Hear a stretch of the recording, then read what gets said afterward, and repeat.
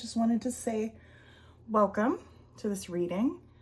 My intention is that if you found your way here to this reading, that it was meant for you in some way. As people always like to say, take what resonates and leave the rest. I am Mistress. I have been a tarot reader for the past 7 years and professionally for the past year.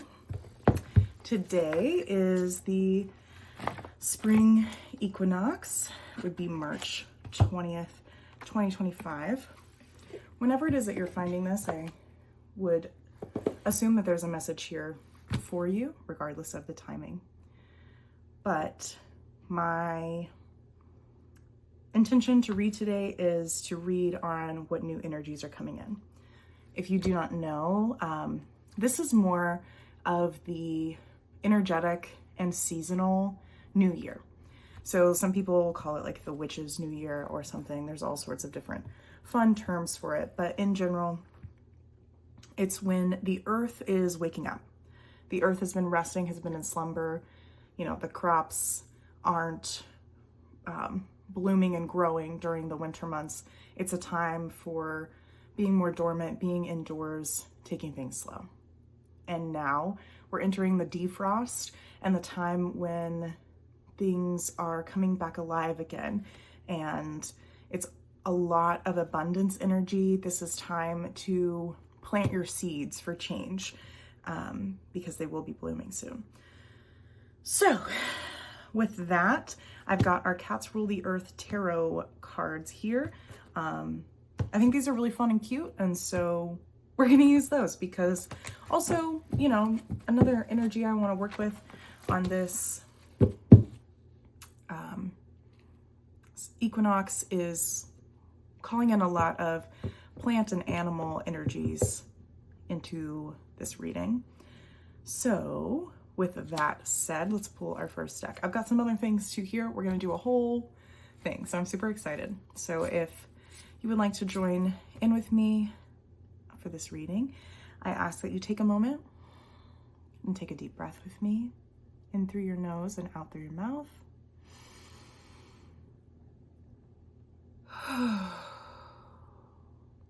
Just take one moment to feel into your body for a moment.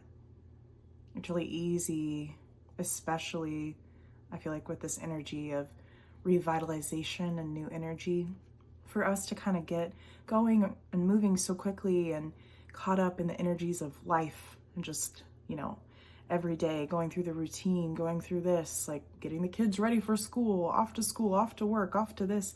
Like you get stuck in that routine sometimes. It's very easy to come out of our bodies.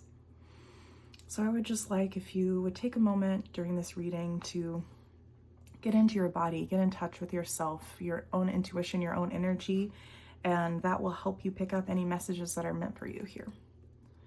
So let's see, what new energy is coming in for this collective that's found this video in the coming months. All right.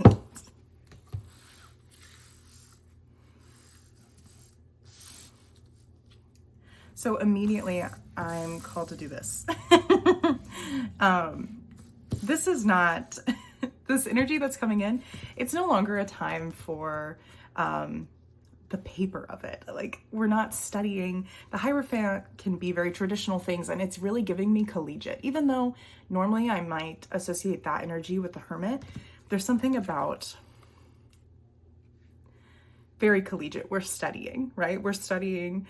We are writing contracts, we're poring over text, right? We are collecting information, we're collecting data, we're learning, we've got all of our resources. We're done with that. It's time to step into this energy of doing. Swords are about action, baby. It is time for you to start taking that action. You've been preparing, you've been working on it, you've been mulling over the details. No more. It is time to start taking action and moving forward. The energy we're stepping into when we're moving forward. Queen of Wands, let me tell you, let's do this because I just am drawn to her immediately. I love the Queen of Wands and she's been coming up a lot for me personally. Queen of Wands energy, she's that bitch, okay? She is on fire. She is full of confidence and she knows the next step to take. Not only does she know she needs to take a step, but she knows what step it is and how to confidently step into that, right? And the Nine of Cups. This is a lot about fulfillment. There's a lot of fulfillment on the other side of this. So it's time to like ditch the fear, ditch the productive procrastination of studying and learning about something, and finally step up and do it. Cool. What a beautiful start. It's springtime. Just do it. So this is the Audacity deck. And I really, really like this deck. It's by the Pine Torch. And I do have to just, because I'm this way, my copy of this, like there's been a little bit of a printing and cutting error. I don't know if you can see that. It's more noticeable on some of them than others, but all of the cards are a little off center and some of them have a little extra on the side. So anyway, but I ordered this deck and fell in love with this deck because of, I want to say it was Isotero that used it. And there is a specific card that she had in here that was Perseverance that she had used. That was the only card of the deck I saw, but I fell in love with the art style and that card. And so I went and bought it. And then I realized afterwards, flipping through, that like not only does it have really meaningful, beautiful cards, but it also has really fun, silly cards that also are very meaningful, like the taco and the chicken nugget and the cheese fries. And the Hermit is like a mom, you know, and there's like the dead end job. So I truly love this deck. I was surprised by this deck in the best way. So let's see. How will this collective be rewarded by the universe, by spirit, by energy, when they finally do take this step that they've been dancing around for a while? What rewards are waiting for them? What's on the other side of this?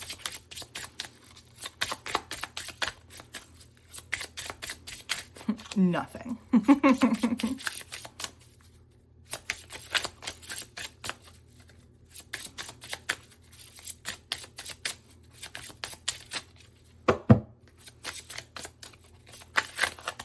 Oh, okay.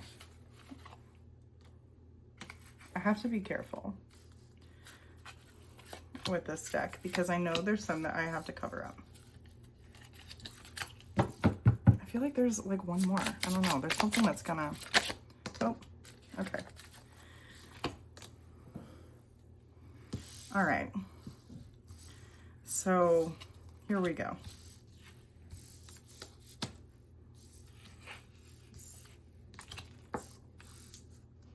Okay, we're gonna say goodbye to these lovely cards. And we're gonna say hello to these guys.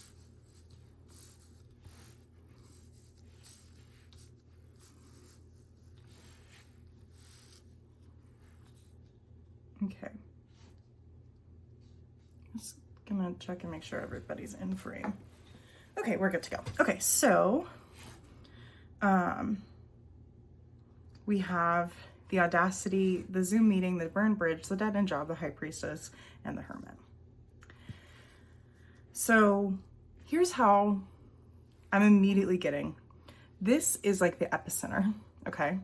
This is the epicenter of change, and this is where it's radiating out. So first of all, the Hermit reversed. We're coming out of our shell. We're coming out of our time of study. We're coming out of our time of introspection. It's no longer about your solitude. It's about getting out into the world. We also have the Burned Bridge. Sometimes burned bridges are not a bad thing. I know people say not to burn bridges and to be careful and especially when it comes to jobs and things like that. But the burned bridges aren't always a bad thing. And I'm going to read directly out of the book here for this one because I've read it before and it's lovely. May the bridges I burn light the way. Light a match and watch those bridges burn. Your message. As disappointing and disruptive as endings can be, the universe always has your best interest at heart.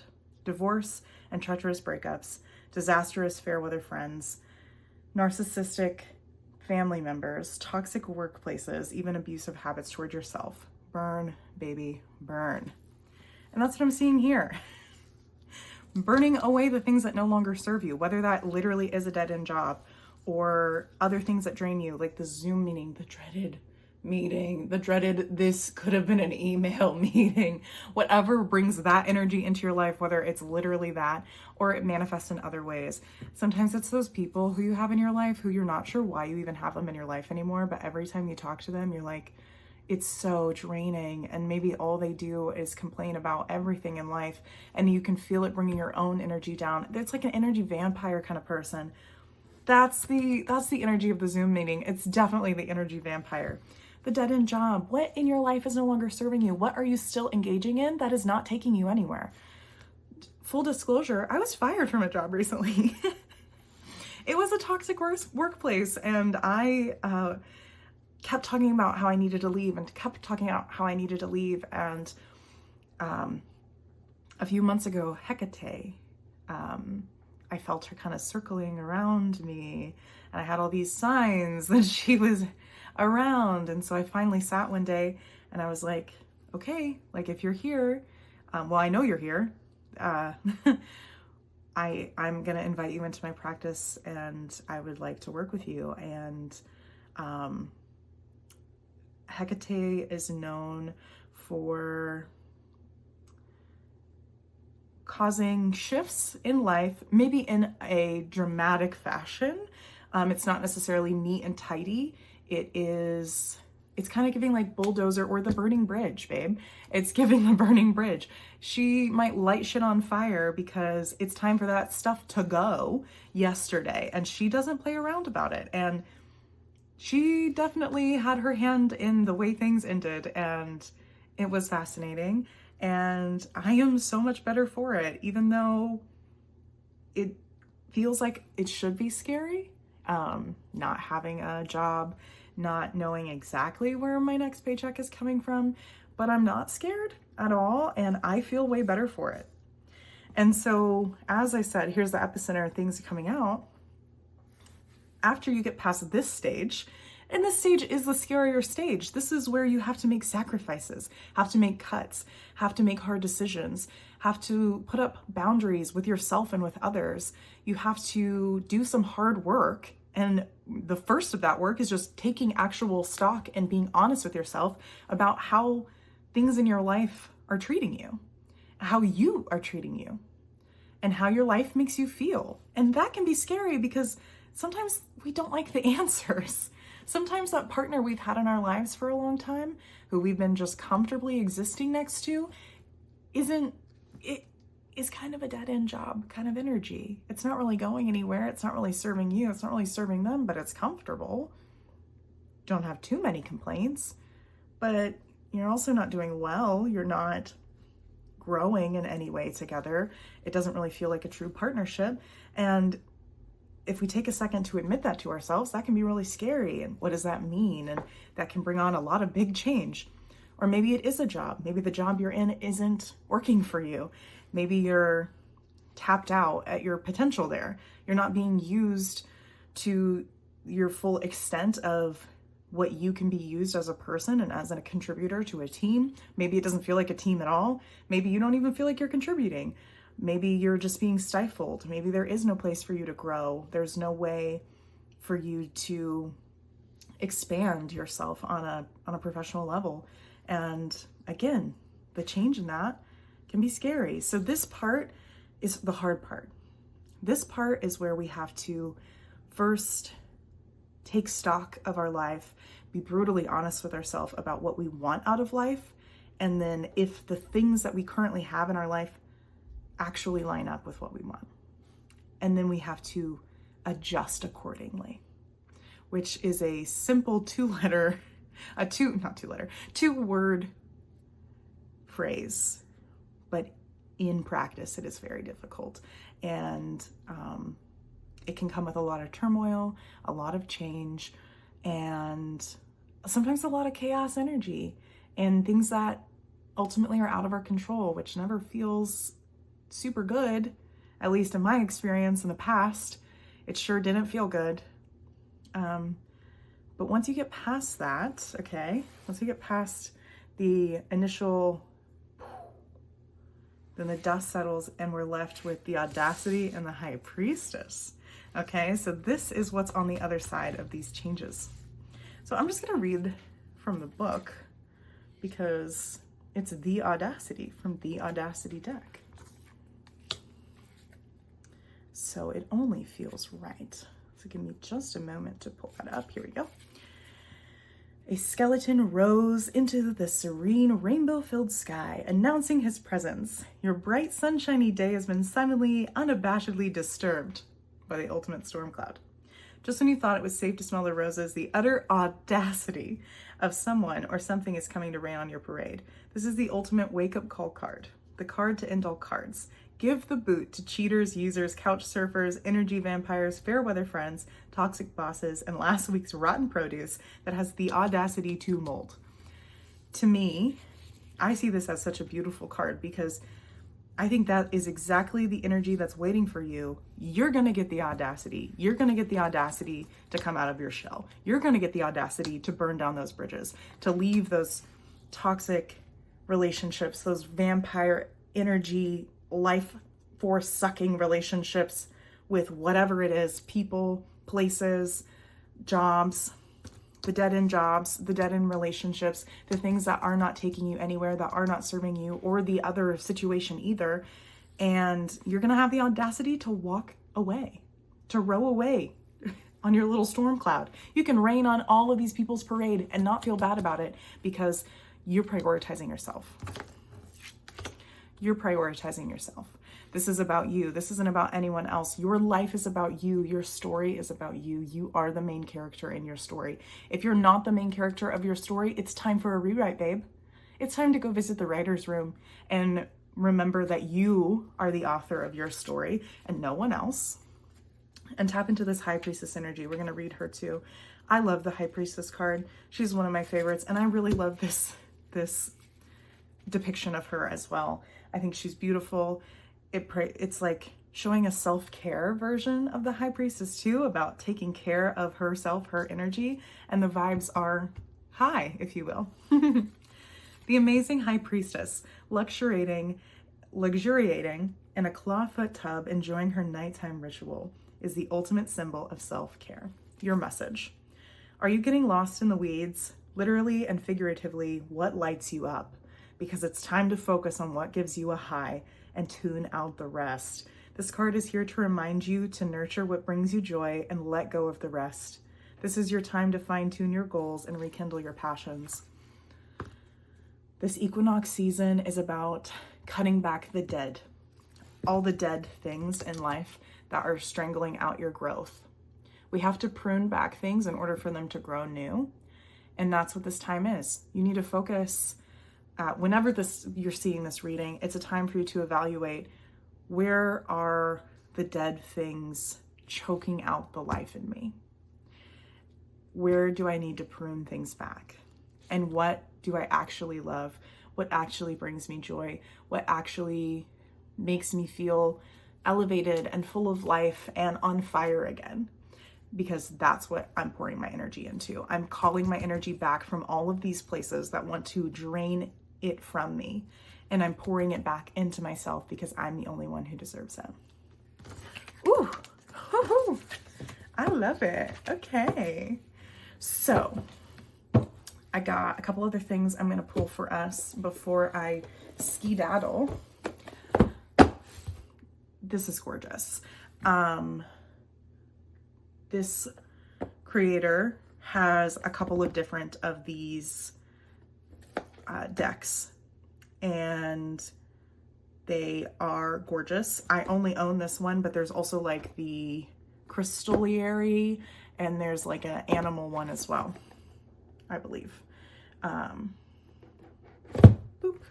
Here we go. It's just gorgeous. Look at this. Come out. Okay. I'm really hoping my boobs aren't in this whole thing. I didn't think about that until now. Okay. Anyway, I just wanted to show off how gorgeous this is. I'm trying to make sure there's not a glare because I can't see. I'm just recording on my iPhone right now. That will change, I'm sure, one day, but so I can't see what's happening. But you know what? One of the things on this journey is me letting go of my need to control everything and perfectionism that has held me back for so long. So if it's not perfect, that's okay. It's still going up. Because the message is more important anyway, unless maybe my whole boobs are in it, but I really don't think they are. Oh, I hope not. Okay, so because it's a spring equinox, equinox, now when I am recording, this was another thing that I just felt drawn to include. So I want to pull a herbal ally to call upon during this time of change and cutting back things and pouring back into ourselves. What herbal ally can we call on? And that can look like a couple different ways. So let me do that first before we pull. That can be as simple as just taking time to learn about this herb, and maybe in learning about it, you'll be like, oh, that's exactly what I needed. Maybe there is a spiritual intention or medicinal intention that this plant has that is needed in your life. Maybe if you're someone who does spell work, you can carry it around with you in some sort of sachet that you make. If you're not someone who does spell work, there are other ways you can, maybe it'll be a flower and you find out that flower is native to the area you live in. And you go out in nature and you identify that flower and you just take notice of it more and you appreciate it. Maybe it's an herb that you make a tea out of, or a floral that you can make a tea out of. And you just sit with that tea when you're feeling stressed with all this changes you're having to make, because it is hard work. Like, I'm not saying at all for a moment that the things that I've called on you to do and take action on are easy in any way, shape, or form, but they are necessary. And so we can call on herbal allies to assist us in that. And maybe it's something that, if you like to take baths, that you can put in your bath water, or make a facial steam and just breathe in the scent. Like, there's so many ways. Maybe it's an essential oil that you start burning or wearing. Be sure that when you wear essential oils, that they are skin safe and that you dilute them in a carrier oil correctly. And make sure you're buying essential oils that are a high enough quality that they are skin safe.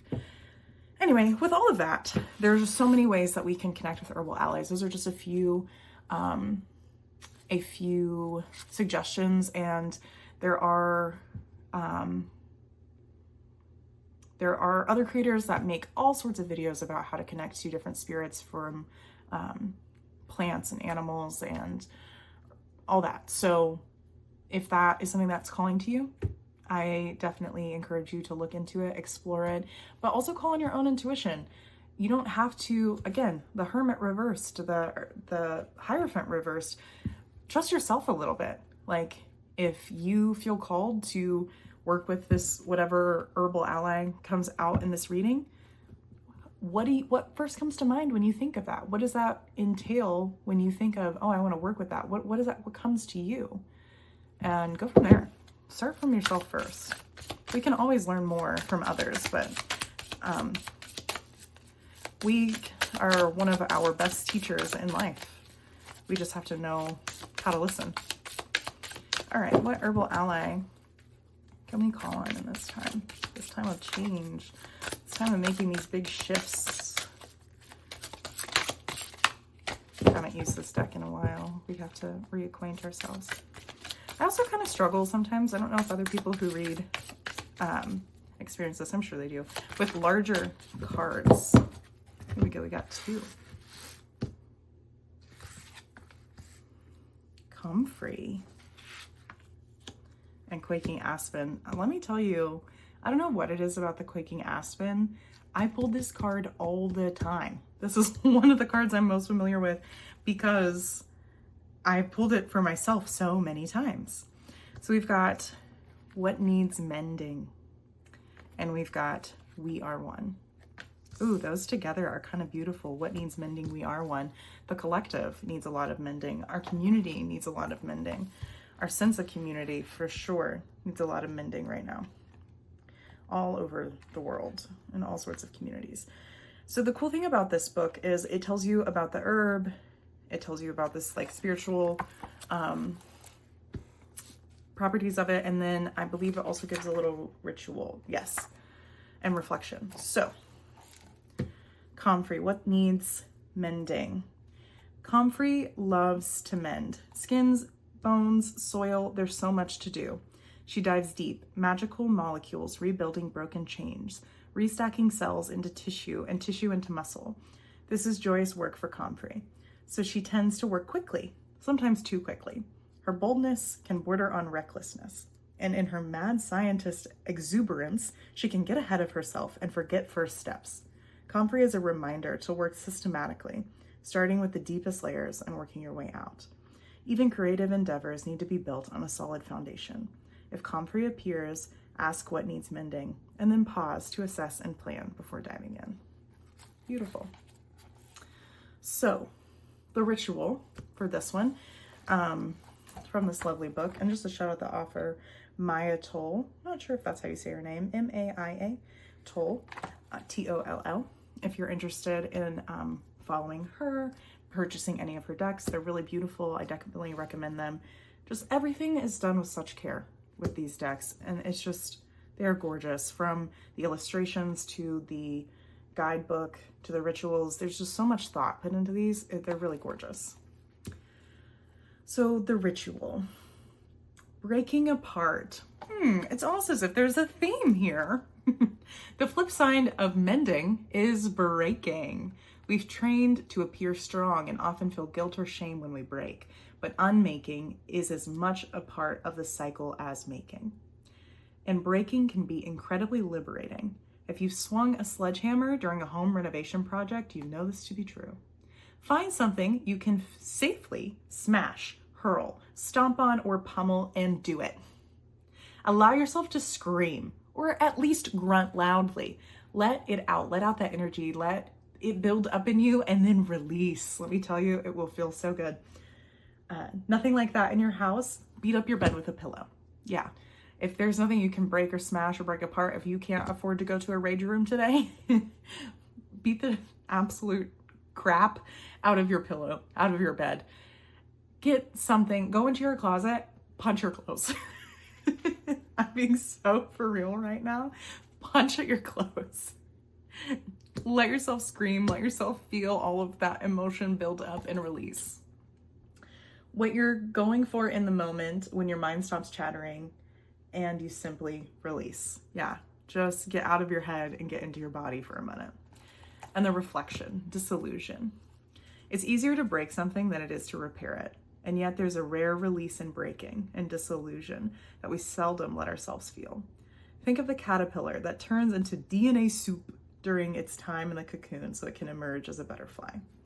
I have a little caterpillar right here and I love him. I don't even know if you could see that. I think you could though.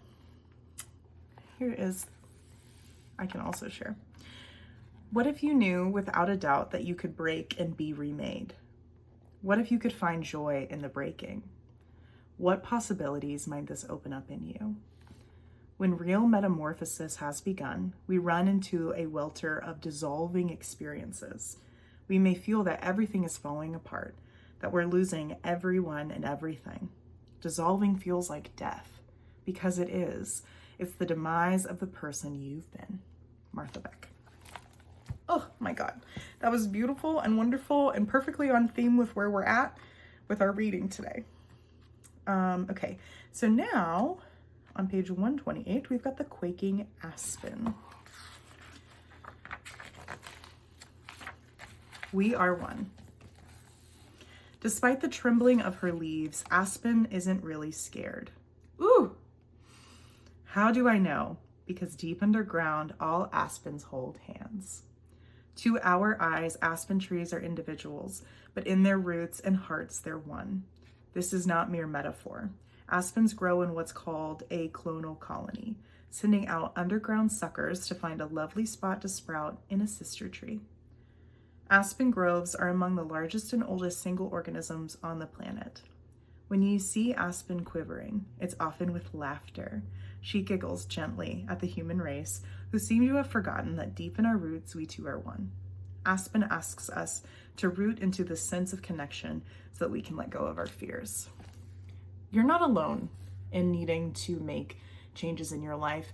You're not alone with feeling unsatisfied with your life. You're not the only one going through these feelings. Although when we're feeling these, it feels very isolating. This is a collective reading. This is an energy reading. The intention is to pick up on what the collective needs to hear, which means there are so many of you right now who have watched this, who are watching this, and who will watch this, who are all in a part of life that feels suffocating, that feels stagnant, that feels like it's not serving you. And you're not alone in that. And you probably have other people in your life specifically, or in online communities you're a part of, who also feel that way. It's not uncommon. And once we allow ourselves to be a little vulnerable, we can really find the other people who are in a similar situation, and we can support each other. We can overcome those fears by doing it together, by holding hands with a friend and making a big leap. Sometimes scary things seem so much easier when you have someone next to you. I think they did a study. Now this is just going to be anecdotal because I just heard about this, okay? Or read about it in class. I'm currently in class finishing my bachelor's in psychology, so it may have come up in a lecture. I don't remember where I heard this, but there is a study that they have done in the past, and I should stop and Google it, but I'm not going to, where they had people walk up a hill, and either you walked up the hill alone or you walked with a friend. And the people who walked alone, they rated the difficulty and the steepness, I believe, of the hill much higher than those who walked with a friend. Those who walked with a friend always reported that it was easier and that the slope was lower than those who did it alone. So this is a message from the Aspen to not be afraid to reach out, that we're stronger together than we are alone. And sometimes we're greater than the sum of our parts, which just means that there's something magical when we combine forces with others, that we are more powerful together than part A and part B would be just added together. Does that make sense? Whenever there's a magic that happens that 1 + 1 no longer equals 2, it equals 5. You know what I mean? There is a magnifying effect that comes when people join forces. So find your quaking Aspen sisters, brothers, community to help you overcome these fears and realize that you're not alone and it doesn't have to be so scary. Ritual, join your roots. Aspen always knows she's part of something greater than herself, a sense we humans often lack. Take a few moments to connect with the comforting awareness that everything is connected. Stand with your eyes closed and breathe gently. When you feel your shoulders relax and your breath come easily, begin to imagine your feet as roots, gently pushing into the earth. It doesn't matter if the floor is 3 floors away, your energetic roots know how to find dirt. As you sink down, picture the feet of others near you, also burrowing into the earth. Feet turning to roots and runners. Embrace the crisscross of tangling of your feet roots, traveling along these connections to the place where you know we are all one. Reflection, healing the whole. The Cherokee, I'm Cherokee. The Cherokee see our obsessive need for individualism as a sickness. In that culture, when a person is ill, healing is considered requisite, not only for the individual, but also for the family and community. How do you balance your individuality with your place in your family, your community? Does your drive to be your unique self leave you more alone than you wish? Or have you lost your sense of self, of personal space within the collective of your marriage, family, or workspace? Call on Aspen. She knows how to be cradled by the collective while stretching her very individual limbs up to the stars. Whew. That was lovely. That was good. I hope you enjoyed that. And one last little thing before we go on our way back on our busy lives and our busy schedules is I'm going to pull a quote from my little self-care book. It's The Little Frog's Guide to Self-Care by Maybelle Equa. And I'm just going to kind of shuffle through till we land on a page that feels right.